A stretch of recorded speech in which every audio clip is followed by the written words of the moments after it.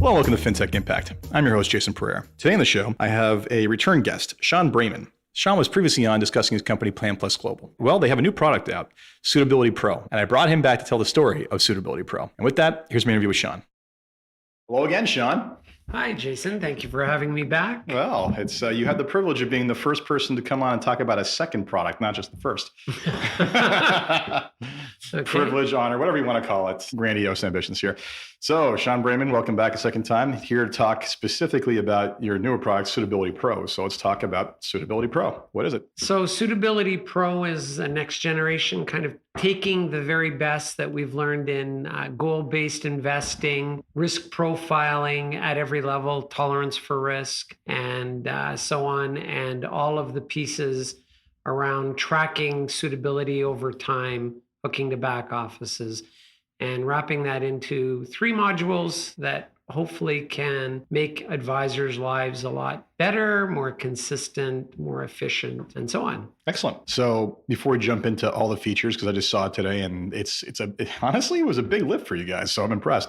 History. Tell me about the history of how this came together. Basically, 2 things drove this. One is about 18 months ago, maybe a little longer now, we merged/acquired Finametrica, bought out a bunch of their shareholders. Some of the other ones, like Paul Resnick, rolled over into Plan Plus. Yep, one of the more amusing interviews I've done on this show. Paul is always that and then some. So basically, we had the base of thousands of Finametrica users around the world, like Plan Plus, many languages and countries. And our own planning software was in need of a facelift. We were probably one of the very first guys on the block with a web-based solution back in 2001, 2002. I remember when it came out. Yeah. It was cutting edge. So we kind of said, it's no longer cutting edge there. Everyone loves our algorithms. Time for a facelift, time for a new generation of APIs, and take the very best learnings we have from both the Finametrica family and Plan Plus and bring it out into a stronger, more configurable, more resilient and appealing looking product. Absolutely. So having had the privilege of just seeing this, I mean, I kind of referred to it as almost like the operating system for wealth management in a way, because you've compiled so many different key things we have to worry about. So at its core, to me, it looks like a dashboard that aggregates multiple pieces with two-way communication from multiple sources. So let's talk about what the entire experience is for the advisor using this tool. Well, I think a few things have changed since we started doing all of this years ago. Obviously, the nature of collaboration. When you talk about multiple sources, the world has gone to multiple sources times, right? Everyone's got an API. Absolutely. You got APIs. So, integrating to back offices has been around for a while, no big deal. But now we end up with collaboration, and we want clients to be able to do more things and to try things and tell us about them. Yeah, and mobile engagement. Exactly. Yeah. So all of a sudden, we've got many more moving parts, and we want to be able to do our planning job better and more efficiently. But the problem is, with the ground changing all the time, makes it a lot harder as well. And we've experienced that historically, just daily pricing updates when you're trying to do a long-term strategic plan and the asset base is changing, right? So fundamentally, the dashboard, which is something new to our suite and with Suitability Pro, is designed to bring all of that information together to give the advisor an overview of all of his planning book, to be able to drill down and look at things like demographics, collaboration dashboards to understand which clients have been invited to which pieces, have they done anything. So fundamentally, to try to give that quick overview to the advisor, and then the ability to drill down a similar dashboard on a per client level as well. So it's a key piece. And again, we've been adding in more and more forms of integrations and capabilities within it. And one of our challenges historically has been, we always have done a lot. The issue isn't our algorithms or do enough calculations. It's ease of use, speed of use, and so on. And so how do you take and not compromise doing a great job, but make it simpler, faster, and more elegant, especially in a collaborative world? Yeah, especially, you're absolutely right. And I mean, in general, we're talking about where previously disparate systems, right? You have your risk tolerance questionnaire, you'd have your, maybe there's integration in different countries, not in Canada, unfortunately, in most cases, the financial planning software. I mean, you have things like the value cards where basically people get to rank their value based on a series of visual cards.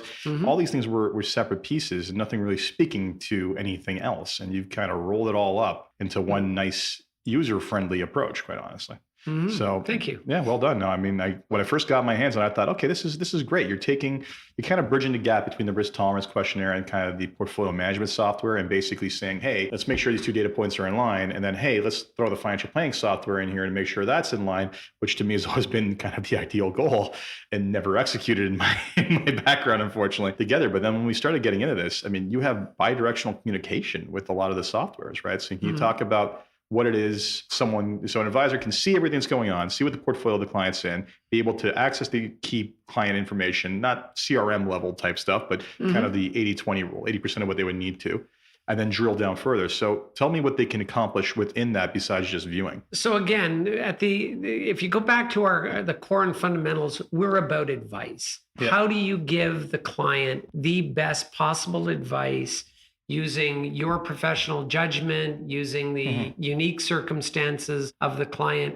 So CRMs and other pieces have lots of other aspects of information which are important to know about a client, but may not materially impact the advice side. So we stick to our knitting.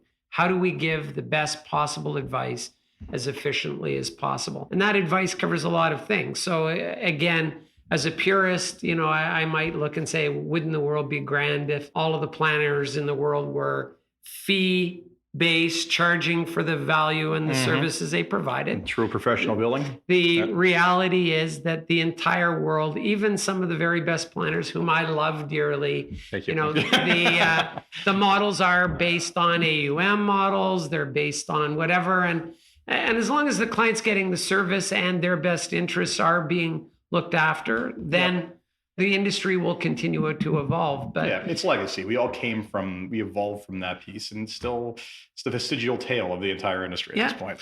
but at the end of the day, that tail is still wagging a lot of dogs. Unfortunately. And so at this point, rather than fight it, we're saying, a planner should know their client better than anybody else in the world. If they're doing their job right, they should understand aspects of the emotional side of the client, the goals of the client, the liabilities, every aspect of that client's life. And the advice should be within the context of all of those things. And then what they do is they go off and in a lot of cases use a bupkis form of questionnaire with 8 questions that means nothing. So that was developed by the marketing department and a score that makes no sense. Absolutely. Yeah. And they can tick the box and the account opening system can fire and away you go. And you have the client sign off on all of that. We're saying there actually is a better way of recognizing the requirements of the regulator in knowing the client, how you're arranging suitability, understanding how that folds into the plan, how it impacts the risk for the client in the future, all the different pieces related to capacity and so on. So it's that continuum that recognizes that the majority of advisors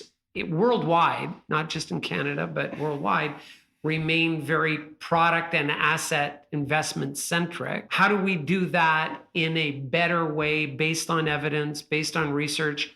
Or what we've done with Suitability Pro is introduced new mechanisms that allow advisors to frame their own professional judgment, to have more consistency, and in the reporting to be able to demonstrate that to the client. Yeah, I mean, in a lot of ways, this platform is almost a regulatory dream, right? Because essentially you're basically doing, again, the risk profiling, academically backed risk profiling. So it's not built on hearsay, or you're not getting results like, I can't take anything more than a 10% decline. Yeah, wait a second, 80% result in equity. This makes no sense. Many frustrating experiences in the past. Anyway, so you're doing that. You're mapping that to the actual underlying portfolio. You're backing it up with all the planning, and you're creating a platform there that standardizes the advisor's approach, as you said. So building in their model portfolios and the allocations, and the thing that just drives every regulator mad is, okay, here's person A and person B. On paper, they look identical. Please tell me why they have completely radically different allocations and portfolios, to which an advisor in most cases is just like, selling that this month, unfortunately. Yeah. And quite honestly, even where it's not as bad as selling that this month or whatever the case might be, over time, things change, and trying to understand how do you, and again, a key part of Suitability Pro is maintaining suitability. It's not an event that you do once when you bring on a new high net worth client and, hi, I'm going to do his plan, prove I give great service, check the boxes to implement, and we're off and running. And I'll get together with them quarterly or once a year and talk about his performance, right? So it's more than that. And this is to track how those things are moving against the goal. How is the client's behavior? Is he doing the right things? Is he saving what he said? Is he taking money out when he shouldn't have? So part of the Pro Tracker module is that Mapping ongoing monitoring, telling the advisor, oh, Shawn's gone AWOL, better get him back in and find out whether his goals need to be rethought or what's happening. So fundamentally, again, we are where we are as an industry. The truth of the matter is pretty much worldwide, there is a sometimes frustratingly slow, but a continuous level of improvement. I'd like to say that while we're sitting in Canada. So I do. And we sometimes hope that we would see more change and quicker change, but we are at least seeing some degrees of change and recognition that we're no longer straight up sales organizations, that we have a fiduciary. Whether you use the F word or not, a fiduciary client best interest. I love the F word. I do too. And I think planners, again, are by their nature at a level of client best interest fiduciary responsibility regardless. So how do we make that easier, better, but at the same time, plug it into the traditional square hole of my compliance department needs these boxes checked. And quite honestly, as we've talked about before, sometimes compliance departments don't want you to know too much because they're afraid you'll get into trouble later on, which to both of us is counterintuitive. It is, yes. It's they want to just follow a small checklist, and then that way you're going to stay out of trouble. Exactly. Oh man, but yeah, I mean, frankly, I thank you for your forethought, because frankly, you're definitely skating where the puck is going on this one, because everything I'm seeing compiled in here, the amalgamation of cash flow based planning into goals based portfolio management, into the duty of care that we're supposed to be having, the triggers for when people go off the reservation.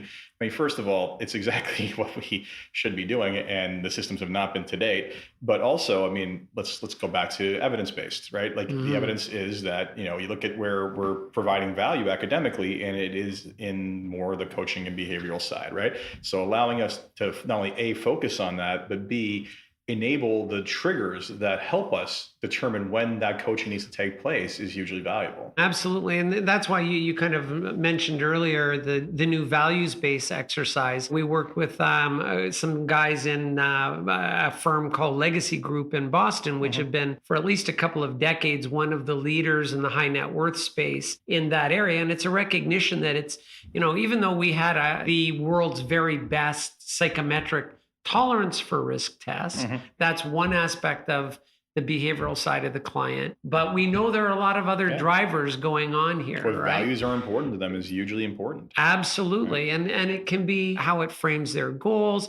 It can also come down to things like, how do you implement the portfolio? Like, what if I see a client where environment and social responsibility start to be key values? Absolutely. Even if I'm cynical about ESG or whatever as an advisor, I need to step up and say, wow, this client really is oriented to those things. They're important. Yeah. And it's amusing. I've often said, like, there's been studies done that show that advisors who even ask those simple questions on ESG are more likely to land the clients. And even from personal experience, the number of prospects we've had come in here and ask that question about, what about, social responsible investing? I have a conversation about, what's your definition of that? This is what's available in the market. And, the definition may not match up, but we're going to, if you go with us, we're definitely going to make sure we go down that route. And the response is almost universally, wow, you're the first one who actually didn't tell me not to do it. Right. It's like, it's there's the evidence supports it, and it's a client preference. So why are we, it goes back to the value. It is important to them. And if we're not dealing with what's important to them, then we're missing a dimension of helping them get where they want to be. Absolutely. And you may recall, I think you were in this session at the CIFPS conference a few weeks ago, the panel where they were talking about women and the fact that, something like an estimated 2/3 of all wealth will have transferred into the hands of surviving spouses. Absolutely. And that women just don't care about rates of return. I shouldn't say don't care, not to the same degree that men do. Not to the same degree. And so when men are sitting there saying, I beat the benchmark by X or did whatever. This month. It's like, it has this month, right? It has no meaning to whereas if you say you're invested in a way that is going to help the environment and give your kids, a future that's better, and we're getting returns on it and. Enable the goals that you have to help give them the gifts that you want to give them to help them buy their first house or whatever. Yeah. Exactly. So you end up with stickier assets. You end up with clients that understand that you care about them and their goals and what they feel is important in the world, not simply what's the rate of return that product happened to have generated, right? So, and I mean, it's so fundamental because it's just shifting the focus back to what money's really about, which is enablement of whatever it is you want, as opposed to the scorecard that we all in this industry seem to think it is.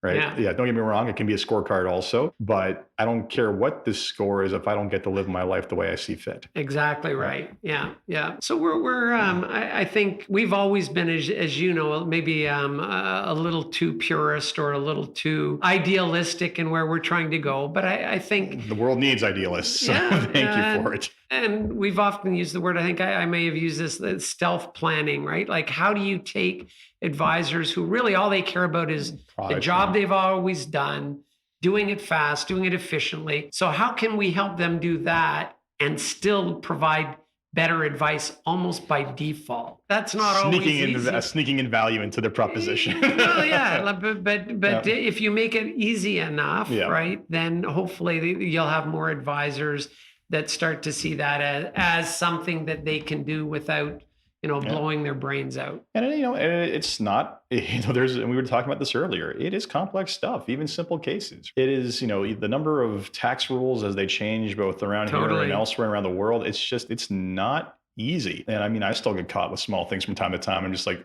wow, I forgot that rule. And I still look things up that I'm pretty sure I know already just to be safe all the time. So for people who aren't spending their heads there and spending their times, looking at Morningstar and trying to figure out what the best 5-star fund is, figure out the joke there. They don't, they're not going to spend the time at becoming proficient at that. And that's going to hurt people. So the more you can automate that, the better. And it's a lot of ways you're saving them from themselves and helping them provide value without realizing they're providing value. You can do it.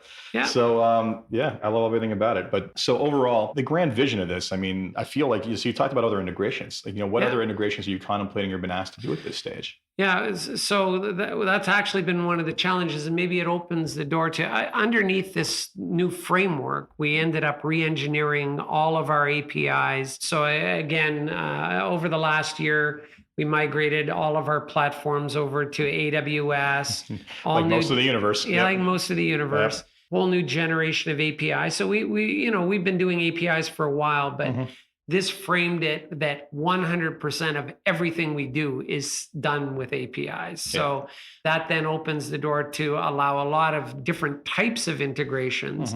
And, we're basically being inundated. So kind of the short list is we have people knocking on our door almost daily asking, can we hook in some way? And we've done all the things you'd expect with new sandboxes and API documentation and so on, to allow people who want to use or consume our API services. If they want to do it, fine, let's take a look at it, go to town.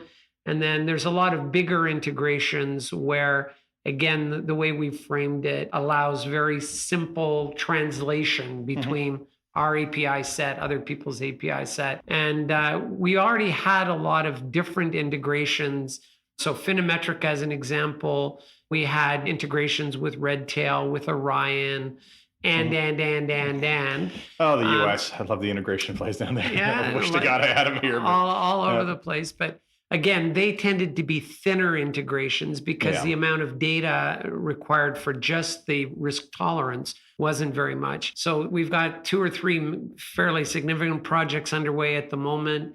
And we're basically trying to divide up, and about 90% of our users, Canada is still the biggest market. UK is next, US is third, Australia is fourth, and then kind of blossoms out from there to another 35 country or 30 odd countries, whatever the number happens to be. So we're trying to keep fairly evenly distributed where we're looking at key players. And once in a while, we'll find platforms that are global themselves.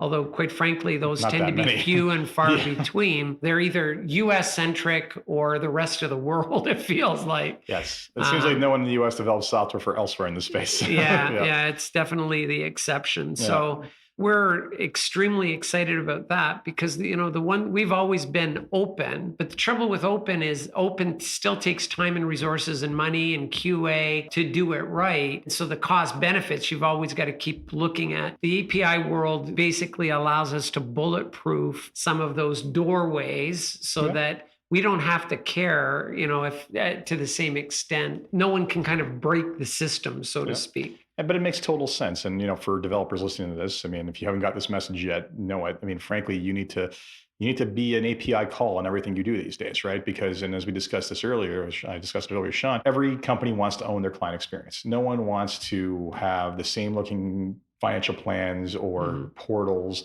I often joke, we talked about this before, I think with eMoney and their dashboard. Well, everybody's got the same looking dashboard. So when you move from one advisor to another, you may have had a really bad experience with one and then the other one's using the same tools. It kind of creates the question of like, wait a sec, like what's going on here? Yeah. And the ability designing these things with their APIs so that essentially someone doesn't have to use Suitability Pro. They can use Finometric as an API call. They can draw data from ProPlanner, or they can, or potentially the other way around. You can sub something else into that equation and roll it up into it. Is the only way to go, really, quite frankly, because it allows people the ability to stop buying the full package and start buying the function. Yeah. Well, and again, with the Finometrica relationships, we have a great relationships with Money Guide Pro in the US, right? They're one of our biggest clients.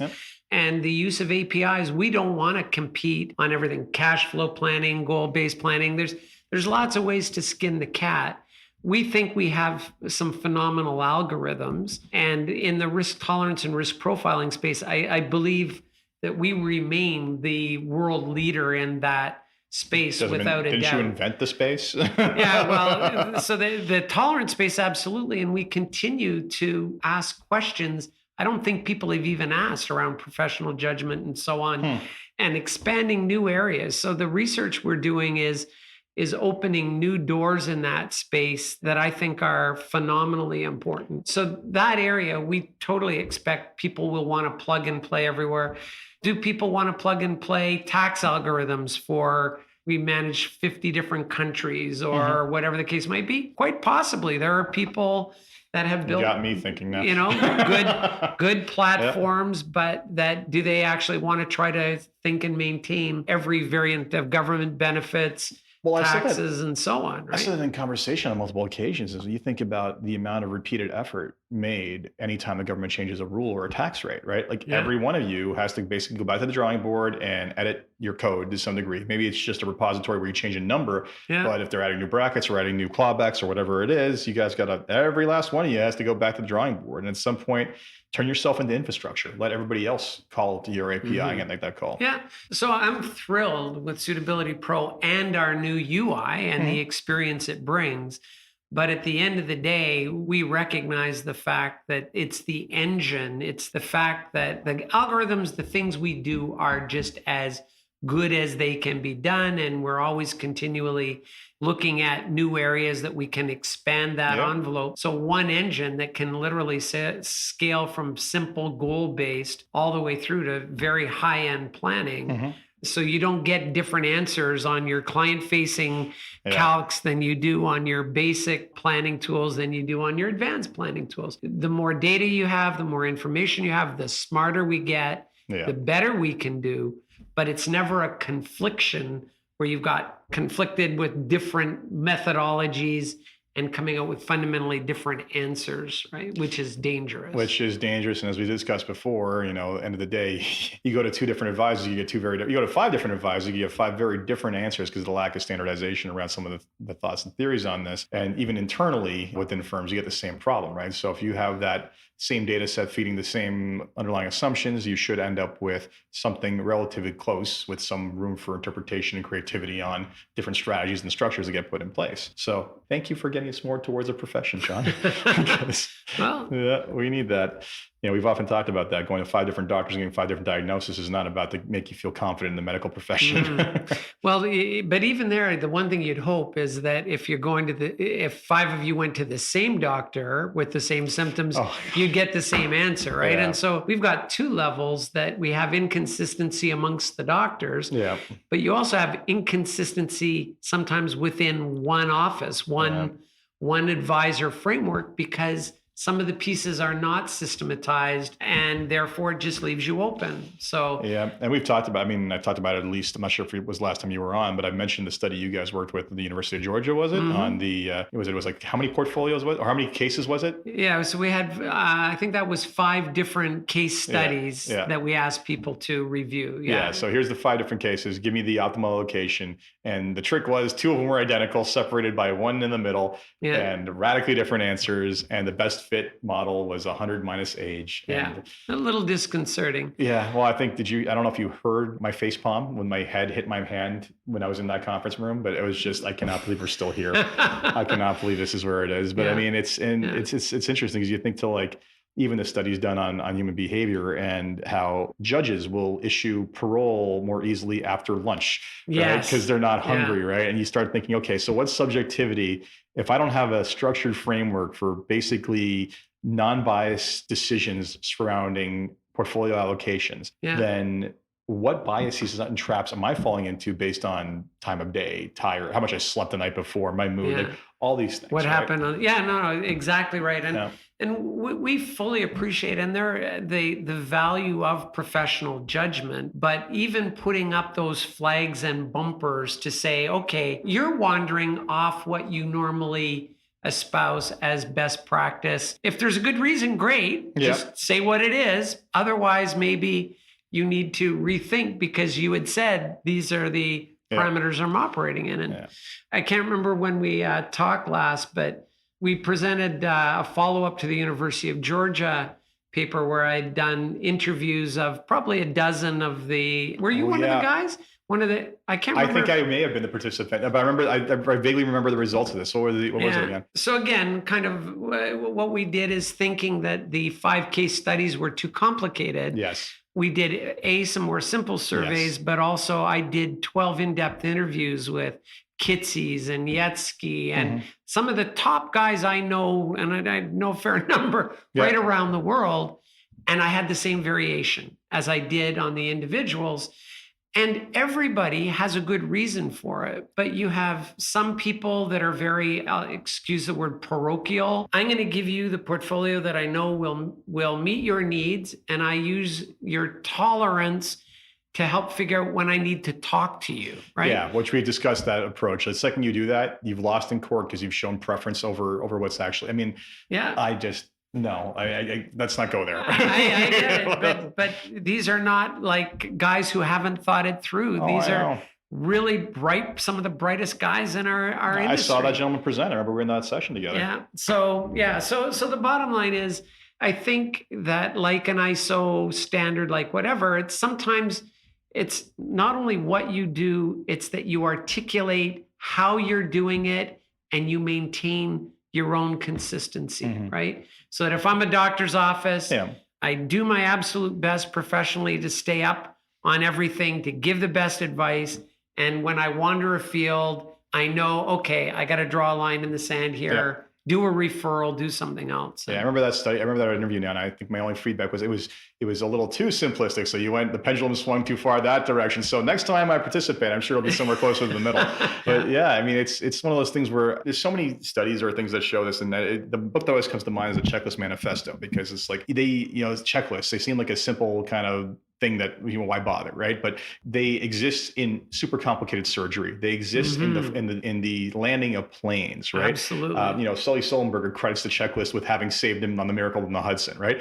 And it's really a good checklist is one where you've literally thought out the dimensions of exactly what needs to be done, and you follow that rigorously. And if it fails, you adjust the checklist, right? And I often say to myself, if everybody standardized the thought process around all of this, first of all, the cognitive burden in every meeting would just drop like a rock, which would be nice because we wouldn't have to work as hard. But at the same time, then it becomes, if imagine where we all had that.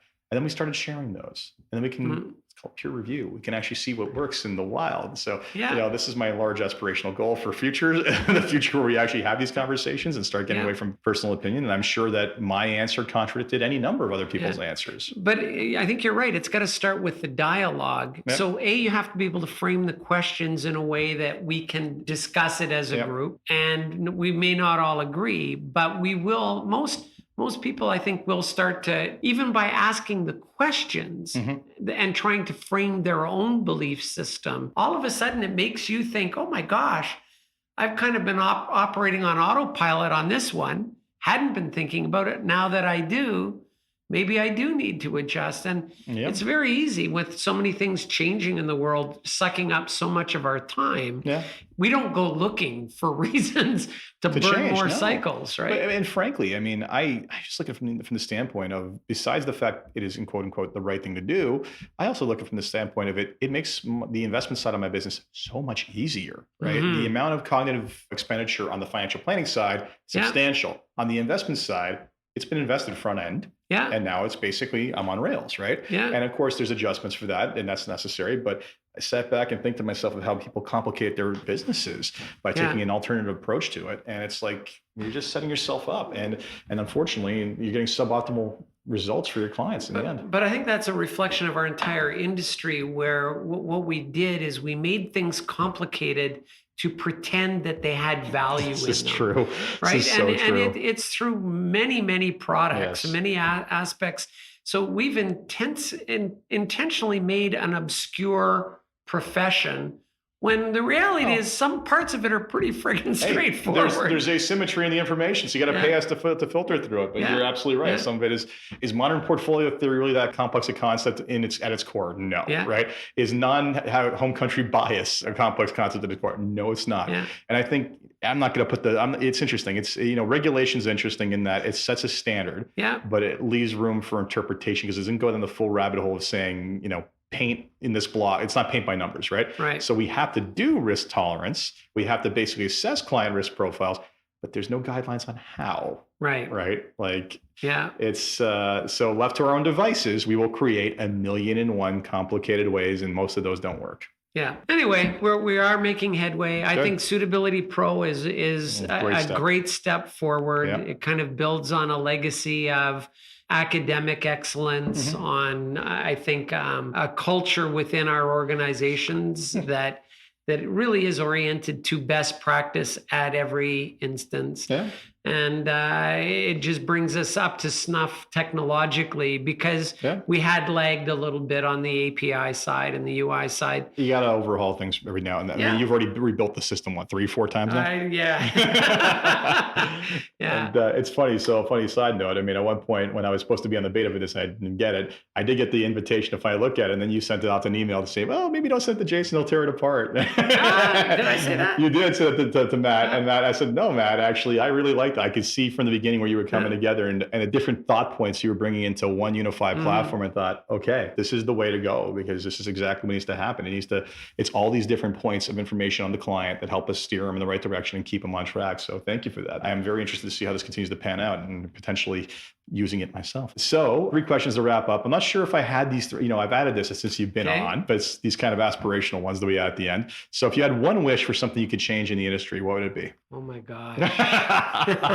You found the genie, there's one left. Okay, you had to ask the question, but it would be compensation models. Yeah. That would be, because I believe that Jerry Maguire, show me the money, follow the money, say what you will, that so much of our behavior and the behavior of hundreds of thousands of advisors worldwide are driven by their, and I get it, their paycheck. They've got families to feed, and the businesses that have constructed ways of driving behavior successfully. So until some of that changes, I honestly think it will continue to be an uphill snail's pace evolution of a profession. Yep. And I think it goes back to Charlie Munger's saying, if you want to work on anything, work on incentives, right? I mean, incentives drive every action. But the one thing I am thankful for is that we don't have a monoculture when it comes to this industry around the world. And we're seeing all these real-time experiments happen in Australia and the UK and seeing the benefits. And despite what the naysayers are saying about, the negative impact on this, it's usually only the negative impact on the people who are doing things that we now consider wrong. And the end result has thus far been overwhelmingly positive for the industry. So keep going, Australia and UK. Yeah. So in building this or in getting Suitability Pro to where it is, what was the biggest challenge you had to get into the day? Oh, candidly, and I'm not sure I should say this publicly. I'll get head from my CEO. Well, that's me. Candidly, what it is because we were early to the game and a lot of our algorithms had been built up over years, the API side of it required that everything had to be restructured, compartmentalized. And I don't want to use the word spaghetti code, but what had happened is over decades, we had logic in different places. And so it turned into a much, much bigger job than our dev people had assumed. They thought, just add an API. And then they found, unfortunately, the pieces it had to talk to. So that was a massive undertaking. And we're probably 6 months, 9 months behind where I had hoped we would be in getting this out the door. Who beats the deadline in software? I know. And that's the natural evolution of your system. If you had to start over again, you can always make it better the second time than you did the first, and the third time than you did the fourth. I mean, this is coming from someone who will get to 90% of the project done and then decides to start over again because he realized he could have done a better job. So basically that one was an eye opener for our whole dev team. Good thing is, the maintainability of it now goes up astronomically. Oh, no doubt. But I mean, it's funny. There's a well-known story of a major Canadian bank whose name and color will not be named, but that had shelved a I think $500 million project because they're like, we're going to modernize all our systems. And then they found that their base code, which went back to the 1970s, had 5,000 macros built over top of it, and trying to unwind that thing, good luck. And that led to some firings. There was one of the firms we work with, a large back office firm, something similar, where they started a project 10 years ago and they completed it this year. And it ended up turning into a too many zeros $1 billion type project. Jesus. And sometimes you just don't know when you have legacy systems until you get there. But well, unfortunately, now they're legacy again because they started 10 years ago. Last question for you is, what excites you the most about what you're working on or what you're doing that basically gets you out of bed every morning, energized and ready to go? What it is, it has been and still remains, is asking new questions in areas that people take for granted that lead to more thought, more research. We've never been go get a book on how to do calculations, go into your garage and write a piece of software. I really consider, Plan Plus and Finimetrica, as a part of us. We really asked and broke new ground in a number of areas and continue to do it. And the interesting thing is when you do that, it engenders, again, a culture of looking for opportunities to ask those unthought of questions. Intellectual curiosity is the greatest gift anyone can ever have. And if you institutionalize that, congratulations to you. That's fantastic. So that's the piece that gets me up every morning. And at least a couple times a week, I go, I wish we had more resources and time, because there's, our conversation earlier today. I'd love to do research comparing what this is saying against the reality in the last 5 years, right? The number of research projects I'd love to see come to fruition. So that's it. Having it manifest and end up in the hands of people to actually make their lives better, that's awesome. But it's kind of asking those questions in the first place and finding new ways of coming at them. Fantastic. Well, thank you yet again for taking the time a second time. And if you come up with another product, I'm happy to have you back again. My pleasure. Right, thank you, Jason. So I hope you enjoyed that conversation as much as I did. It's always fun to have Shawn on. And as always, if you enjoyed this podcast, please leave a review on iTunes, Stitcher, or wherever you get your podcasts. Until next time, I'm Jason Pereira, and this is Fintech Impact. Take care.